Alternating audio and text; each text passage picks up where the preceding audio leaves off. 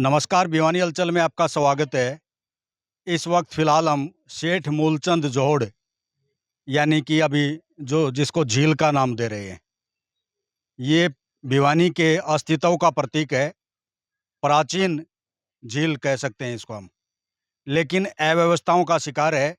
हर वर्ष हद से होते जा रहे हैं। कोई न कोई डूब करके मौत के घाट उतर जाता है।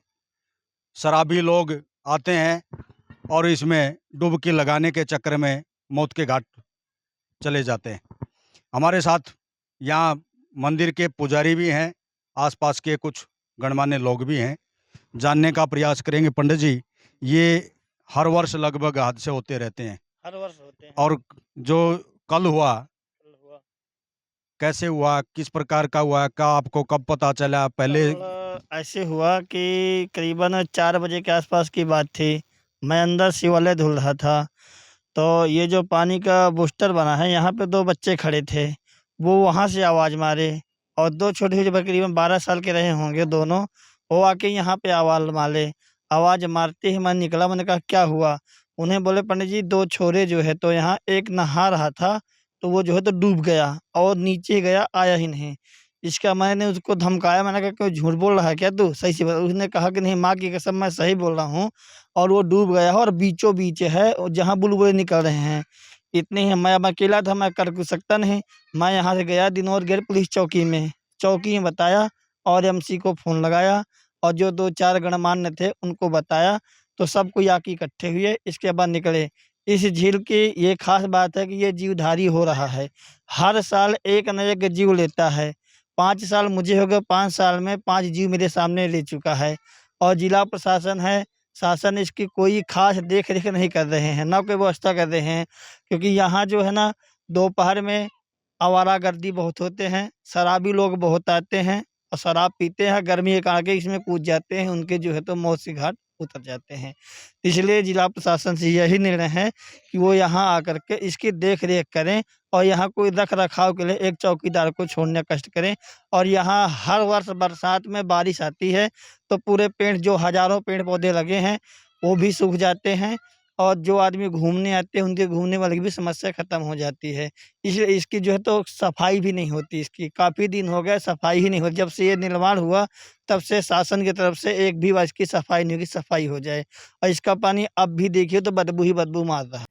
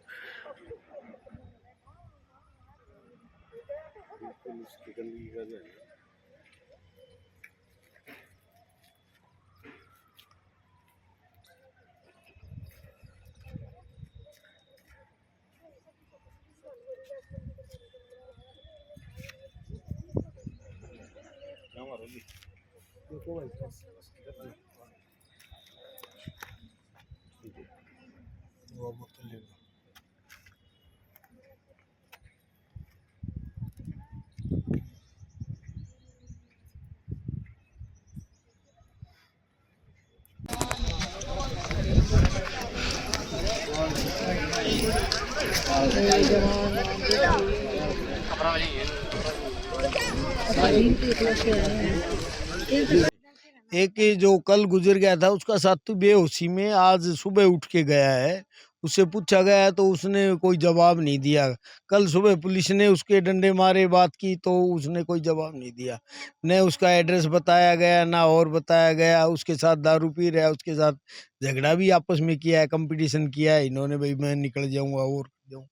तो ऐसी ये ये भाई आवारागर्दी ही थी उनकी, यहाँ आके दारू पीना। और अब देखोगे तो यहाँ बोतलें बिखरी रहती है। मैं अपने बच्चों के साथ मिलके कई बार इसकी सफाई भी करवाता हूँ। कई बार सफाई अभियान हम सब मिलके चलाते हैं।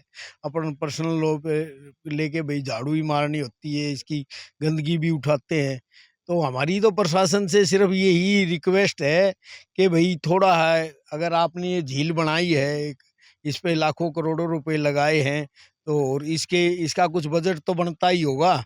बजट बनता है तो इसकी मेंटेन इसको करे प्रशासन, और उस प्रशासन का सहयोग हम देने लग रहे हैं, खड़े हैं, हैं हर तरह की उसमें वो है ये जो भी व्यवस्था है अब तक की, हमारी एक कमेटी है 20-30 आदमियों की, ये महिलाएं हैं, ये हमारे भाई साथी हैं, तो हम मिलके ही करते हैं। जो भी है ये अच्छा है बुरा है, ये जो जो मेंटेन किया हुआ है ये हमारे कर कमलों से ही है, हम हमारे योगदान से है।